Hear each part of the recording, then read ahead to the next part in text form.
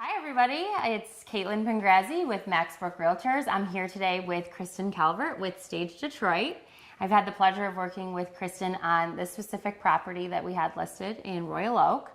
It's a beautiful space that she was able to bring to life after my builder had recreated the space from scratch, and then he just needed some love and some ways to make it more cozy in the space.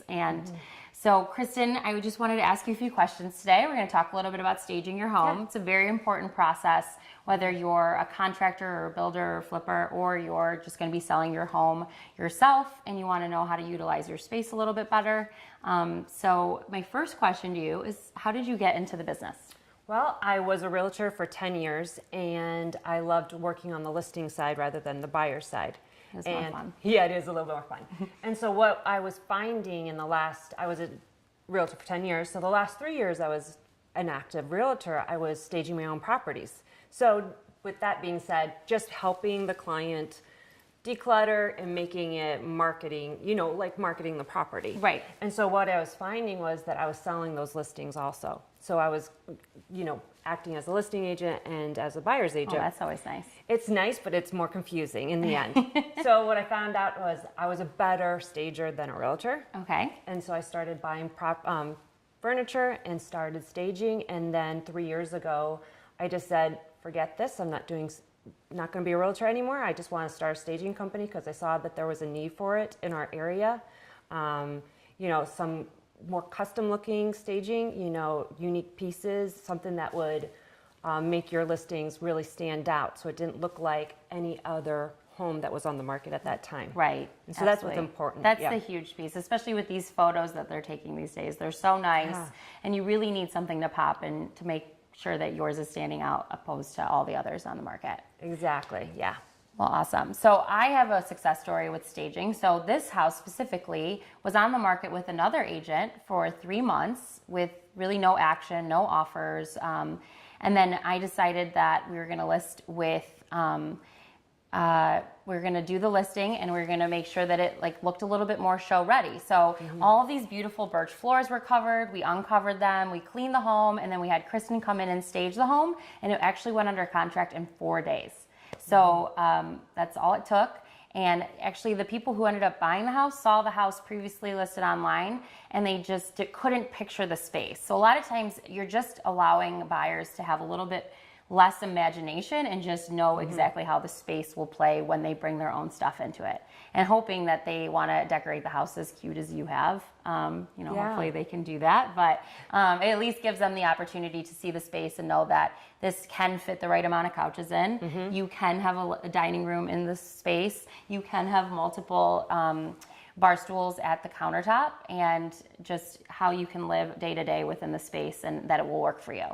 Yeah. So I think also on this property too, a lot of it is everybody wants the open concept, but when we're looking at open concept on our phones for the MLS photos, you can't with just a thumbnail picture see where the furniture can lay. And so there's no definition to these rooms. So these open concept rooms are a must for staging, we feel. Absolutely, because some of those pictures are a little misleading and you think, oh, it's so big. Yeah. I mean, the space is really nice and it definitely works with multiple couches and you have the full dining table, but I think you make it seem like this big place in your mind, and then you get into the space and you're like, oh, it's not as big as I thought it was. Exactly. So yeah. What are some misconceptions you think sellers have about staging their home?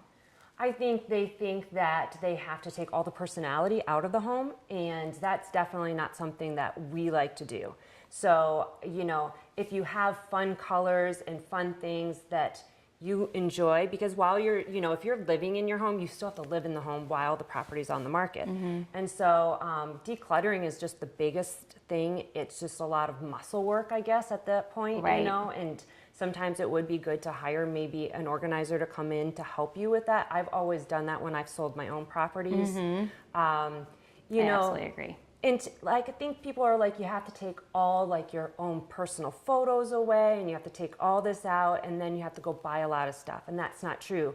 Sometimes we can go into a home and just use whatever the client has. And it's just, moving things here and there, boxing some stuff up, putting it in the garage or in a closet, you know, some of the things that you can do is like if your closets are like packed, take 50% out. Okay. And so people have the At least take that imagination. season out if you least, can. That will yeah. take some of it out as well. Exactly. So I think people think they're going to have to spend a lot of money to get their occupied homes ready for the market. They don't. Okay, So that's great. That's Yeah. good advice. I actually just listed my home as well, and I took a lot of the tricks that I learned while you were staging this home into my own house. I did hire a personal organizer to help me declutter. We got a ton of storage bins, labeled them, put them in the garage, put them away. I just picked up a couple pillows. You let me borrow a couple lamps just Yep. so I could get the right staging and the right space and light in one of my rooms. And that one also sold in 3 days. So That's awesome. Yeah. So Yeah. I mean, cleaning up after a 1-year-old every day is really difficult, but we put a lot of toys away and just made it seem like it was a kidless, petless zone, and it worked. What are some really cool trends that you're using in some of your staging spaces right now? Well, I was just talking to you about this. Like, we always are looking at what's coming to the market. So we go to like furniture markets and we start seeing what colors are in and what's coming to the next season. And so that's what we start purchasing. So we're seeing a lot of textures. So creams and whites, but with texture to it. Think macrame or like Right. textured kind of stuff. We love our pinks right now and all varying kinds. Okay. Magenta is one of them. We like my the, favorite. I know, the tribal kind of look with those pinks, which brings in the textures again. Right. It's just like that layering effect, so you don't have to have as much stuff, just a few things that are interesting. Right. So we really like to see that. Some of the gold metallics, we're seeing a lot of the brass fixtures, like, you know, in our kitchens. I wear, you know, the cabinets that are white and then dark blue. I think here we have some of that going on too. I think grays are kind of taking a little bit of a sideline and now coming into a little bit more of the greigey colors. So, you know, Which we need a little bit of that. Yeah, I mean, seeing yeah. 100 houses a week or something, you get a little tired of the gray. So, Yeah. I mean, it's always going to probably play a role. Absolutely. Just because it's such a good neutral. But I think people have played it out a little bit to the point where we can give it a little secondary stance at this point. Yeah, I think so. I think with the gray and white, that trend, you have to have some warmth in there. And so we're always telling our reno, our investors, our flippers, put some wood in there. Yeah. Put something that brings some warmth. Bring in some dark blacks that are kind of like really gives it a foundational color so it's not so murky. Right. And I think that's really where we need to come into. And it's very easy to do. It's inexpensive to add a little bit of that to your gray and white palette. Right. So we're I seeing mean, a lot just of one that. trip to Home Goods or I Pier know, One exactly. is- I picked up 2 pillows for my living room when I staged my home, and it just changed the entire dynamic because Yeah. they were bold. They were basically the color pink you have on your Yeah. jumpsuit today, Yeah. and they just popped, and it was just enough to make the room stand out. And picked up a candle that was the same color, Yeah. and it played off something else. So it's just about placing things in the right places so that people can catch their eyes, but also can visualize the entire room as a whole and feel like this is cozy. This is where I want to live. This is definitely something that I think that would go well with my personal style.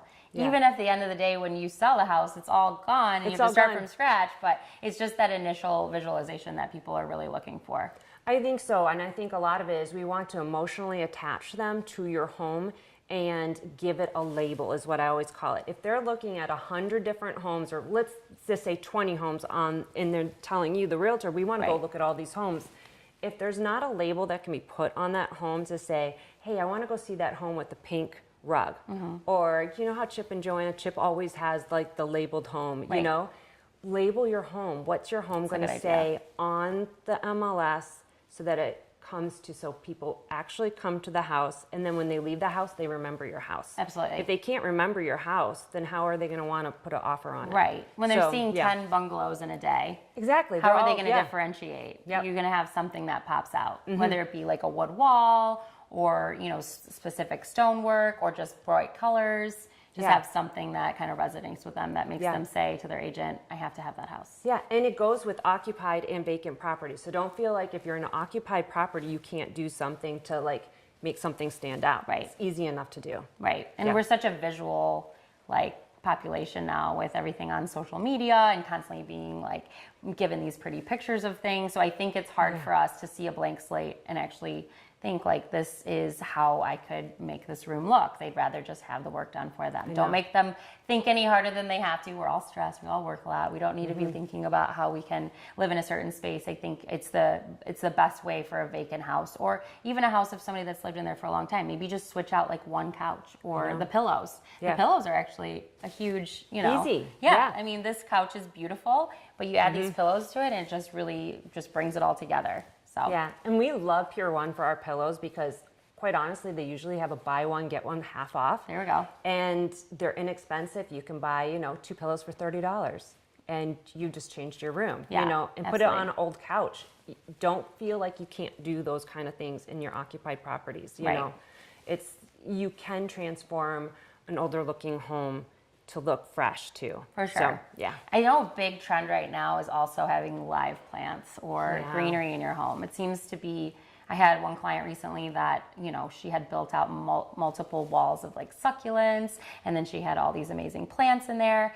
And it not only like brightens the room, I think, in that perspective, but it also makes the air a little bit more fresh. I think so but too. I feel like plants are a big thing right now. I think just greenery and like natural elements are like really popular. Yeah. So are there any specific plants that you like to bring into a space that can make something pop? It looks like in this house you have a few of the green, like big green leafy ones. We always use a green in just about every room we have, because it does give the air it makes it feel fresh, like it's clean air, just a look of it. And so the fiddle leaf tree is really popular. Okay. And you can get them in varying price range.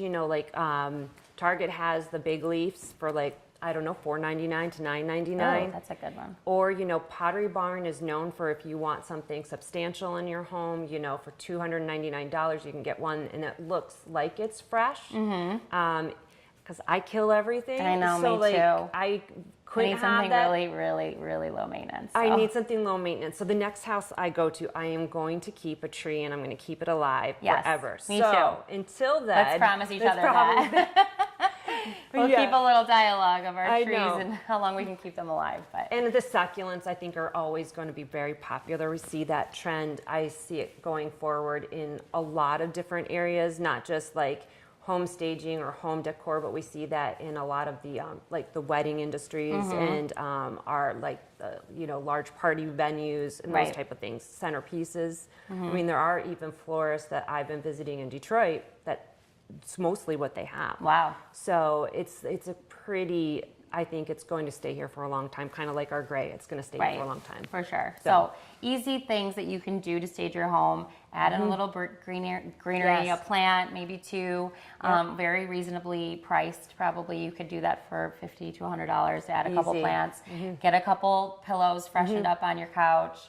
That's just a little expense as well. And I guess a few other ideas, like in your bathrooms, never have a bath mat on the floor. Okay. I always think, or if you need one on there, get a fresh new one. Okay. So, in something in that tealy kind of range. Okay. If you want to, and you feel like you need to still have one.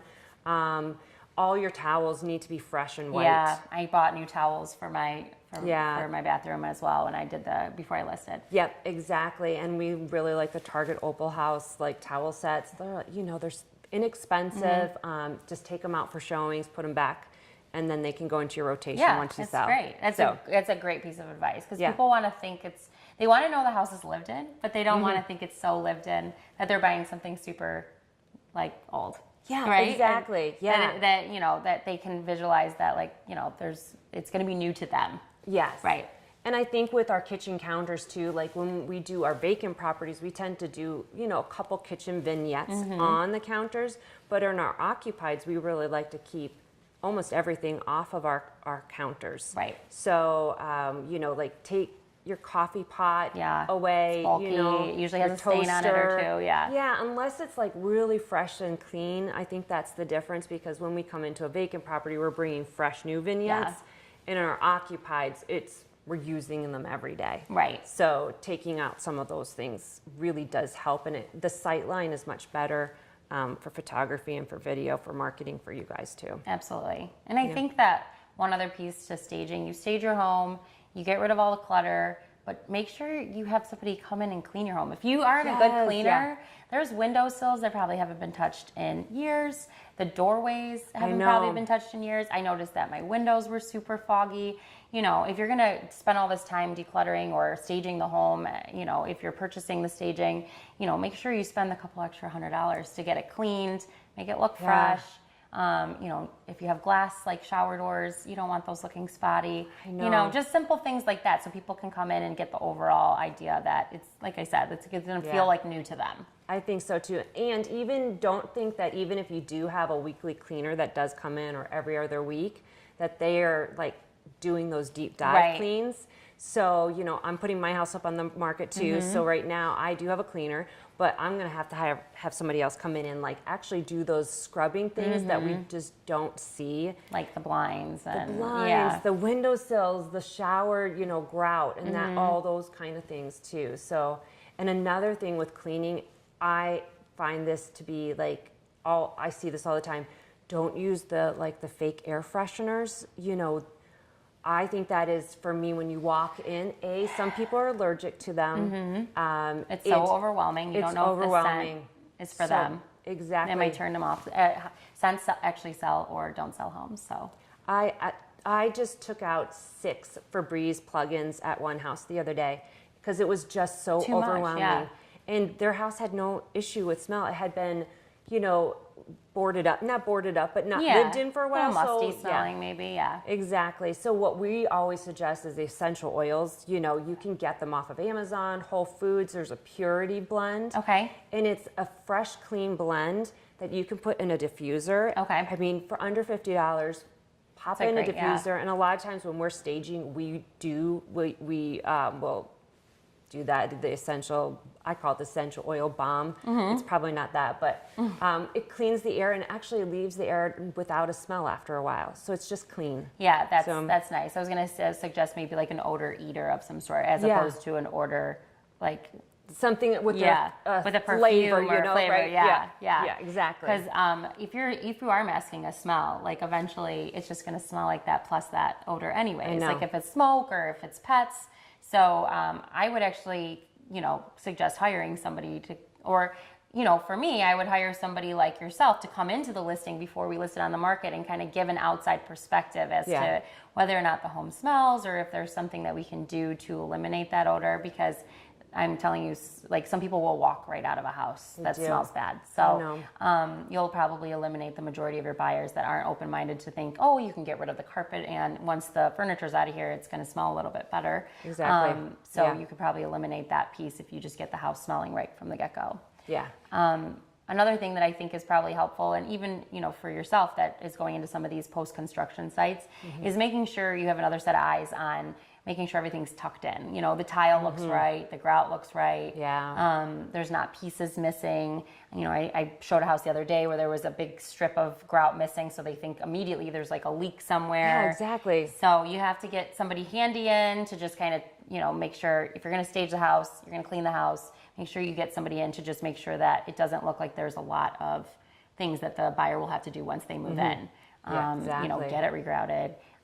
Make sure the tile's in place, make sure the wood floors look right, you know, because every time a buyer goes through a house, they're thinking, oh, we have to do that. And there's a dollar amount associated with that. So you do that, and then you do this, and then you have 5 other things you have to do, and then you're all of a sudden like, well, it's already at the top of our budget, and now we have to do a few thousand extra dollars worth of stuff, or if you just made sure that stuff was done, makes them feel a little bit better about giving you that top dollar offer. I think so too, and every buyer, it's like every project is $1,000, even though it could be a $200 Yeah, fix. absolutely. So it's like 1,000, 1,000, 1,000, and so that's why it's really important to bring in your realtor early on before you list it. You know, so you can, and then you can then suggest, hey, a stager would be a great option here too. You know, to give you those ideas, so when you go on the market, you're like going on really strong and not just like, oh, let's just try it out. Yeah, exactly. So call your realtor in immediately if you think you're going to want to sell, because you're the first line, really, of getting this home on the market ready. So. Yeah, and we'll talk about that throughout some of the videos that we do over time. But,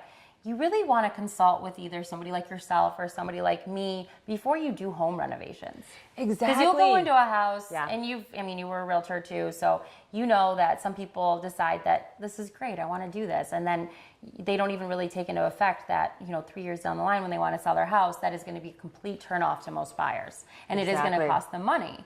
Like putting in a pool, obviously, like do that because you want to do it and because you know it's going to be fun. You don't know if you're going to net the best results from the overall investment, but you're going to enjoy it. But if you're going to knock down a wall and it doesn't make any sense to knock it down, or you're going to add some wall or some fixture somewhere that just isn't going to be like somebody else's taste, then you should probably consult with somebody, especially if you're going to be spending more than a few $1,000s. Absolutely. And I think the biggest thing are the walls these days. I was just consulting with somebody yesterday just from the photos, and I'm like, looks like we took down a couple walls. Where were those walls? Oh yeah, we did. And then it was this like, so we had a long skinny room that nobody could understand. And there is a such thing as too open people. Too open, yes. Yeah. Like we don't always need to see everything. Yeah. We do like those times where we can like kind of sit and just have a quiet time, Right. maybe read a book and not have, a wall. And your kids are everywhere anyway, or your grandkids are everywhere. Right. You do need those spots. So it's that is something, hire an interior designer even. Don't be scared to hire the professional. Right. Because we're a whole lot less than making a mistake and then having to fix it in the end. And so I think there are sometimes like, you probably shouldn't have done that right now. You probably should have just moved on. So always have a conversation with your realtors. Absolutely, I'm thinking long term, like every couple of years I would check in with you and just see, hey, we're thinking about this, and you guys are a wealth of knowledge of what is good and what isn't, and what is, hey, you're going to enjoy it, then do it. Yeah, exactly. This is really important. Yeah. I had a client who recently asked me to give her some, comps in the area for her to upgrade her kitchen. And it's like, okay, well, I'll give you the comps, but the market may change. It might go up or down depending. But, right now the kitchen makes sense. And even if you're close, you're going to enjoy that kitchen. How much time do you spend in that kitchen? Yeah. Are you going to go with some trendy, more, like stuff that most people would enjoy anyways? Then yes, absolutely go for it. But something like a kitchen renovation, as long as you go with some pretty basic palette items, and if you're thinking about selling in the next 5 years, I would definitely go that route.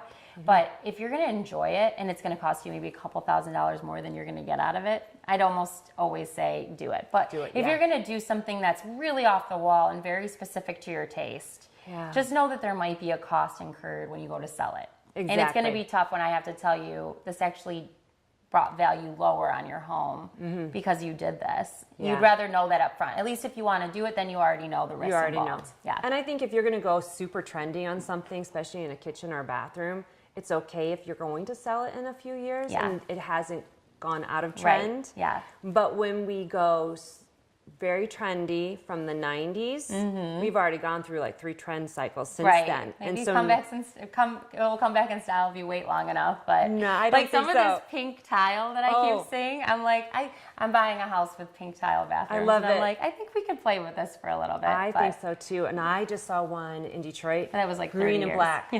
Oh wow.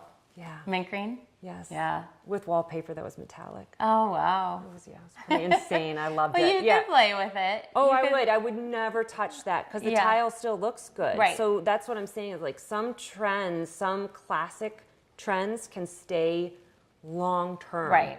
And so those are things that's where you put your money into. Absolutely. 100 years later and this tile still looks good. There's something to be said to that.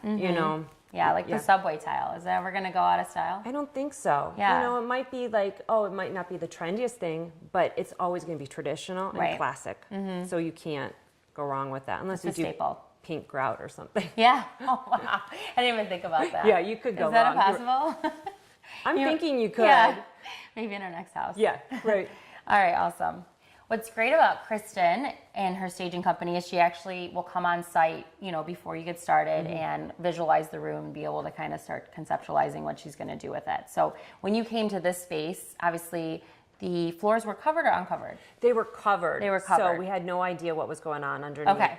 Yeah. So And then what was kind of your mindset on what you were going to do with the space when you saw it in person? So I think when I first walked in, I was a little bit concerned because I felt like this area was a little tight. Mm-hmm. And so that jumped in my mind. And that's why we always do walkthroughs, because to be quite honest, you can take measurements, but I'm still so visual that really I want to make sure it could say that, you know, according to this, you should have this walkway, but it also doesn't say, well, does it have a window next to it so you can actually have, you know, your chairs coming out. So actually on this property, I think we had to switch out the table. I think we brought 2 tables because we needed to make sure that that walkway was right. Real, yeah. Yeah. Because like you could actually fit somebody behind there. exactly. Yeah. And I think at one point we had a bench in there, but it wasn't the right look for the property. So we did have extra chairs and stuff like that. So when we first walked through, we knew that we were going to have to do some warm colors in here and to like cheer it up a bit. Yeah. You know, because it was really slick. Right. You know what I'm saying? It was beautiful. Yeah. And the kitchen was stunning. I mean, the appliances are phenomenal in here, but you didn't see all that. Right. You don't see it right away for sure. Yeah. to And kind of you peek know, around the like corner. for a vacant property, your buyer stays about 5 to 7 minutes on a vacant property, if that, these days. Wow. They make a decision on the sale of your home from your front door within 3 seconds of a vacant property. That's crazy. But with a property that has been staged, you can have somebody stay in there to 20 to 40 minutes. Don't you think somebody might actually fall in love during That time, yeah, way better window of opportunity. Exactly. And I knew that we were going to have to really sell the property from a 180 degree, you know, angle. And because we didn't have a 180, you know, it's like a 90 degree right over there. I knew that this right here was going to be our sales area. And so we needed to sell it right here. Yep. And so that's why this angle and this visual was so important. And so when it was not quite ready to sell with the, you know, with the everything like, you know, masked up on the floors and stuff, we weren't going to be able to sell it. You know, the first thing you saw was the window. Right. You know, and then right outside. Yeah, so it's like exactly. right outside, we're not going to buy. No. You know? Absolutely. And so I think that's for this property is what nailed it. And I knew as soon as we got in here and we started staging it, oh, this is going to go really quickly now. Yeah. And it did. Which was awesome. I know. All right. Your seller must be so excited. He is so excited. Oh yeah. He's like, why didn't we do this the 3 months previously? So you don't know what you don't know. And I think, you know, that type of seller, they're so cost driven. Sometimes they don't really think that what's the benefit of just getting it off the market in a couple weeks as opposed to letting somebody come in for 3 months. You know, they don't know the numbers up front. And they probably think it's such a costly project to stage a home, which it's really reasonable for what you get out of it in value. I think so too. I mean, really, where we find that you can push your numbers by 5 to 7% in our area. Okay. So our investors huge. who are looking to get to like really break the square foot market to go push it. Because if we can push those numbers just a little bit higher every time we sell, that's what's really important to our investors. And it's important for the whole neighborhood in general. Absolutely. So when an investor comes in and they are doing these really nice finishes here, they need to get those numbers out. And so we always say, and a lot of our investors, they have us come out and give them a quote and put it into their budget immediately now. So, and sometimes an easy quote is like 1% of the list price. If you just in your mind, it's not usually ever that much, but if you put that into your budget in the beginning, then you know but we are usually the last people to come in, obviously. So we get cut a little bit in the end, but I think it's really important. That's a good ballpark number though to go off of. Yeah, 1% is usually a really good, you know, number to just stick it right into your budget right from the get-go. Okay, Yeah. awesome. Well, thank you so much for joining me Thank today. you. This has been awesome to learn a little bit more about staging your house, getting it ready for sale. If you have any other questions, you can reach Kristen at Stage Detroit on Instagram. Instagram, Facebook, and our website is great. It has our portfolio on there, and it also has a quick quote. So if you just want to put some information in there, we can get back to you right away. Perfect. Yeah. Thank you so much. Yeah, hey, thank you. Thanks, guys, for joining us. And we'll be producing more videos as we go along in the process. But everything about buying, selling, renting, investing, you can find here on my YouTube channel. Thanks.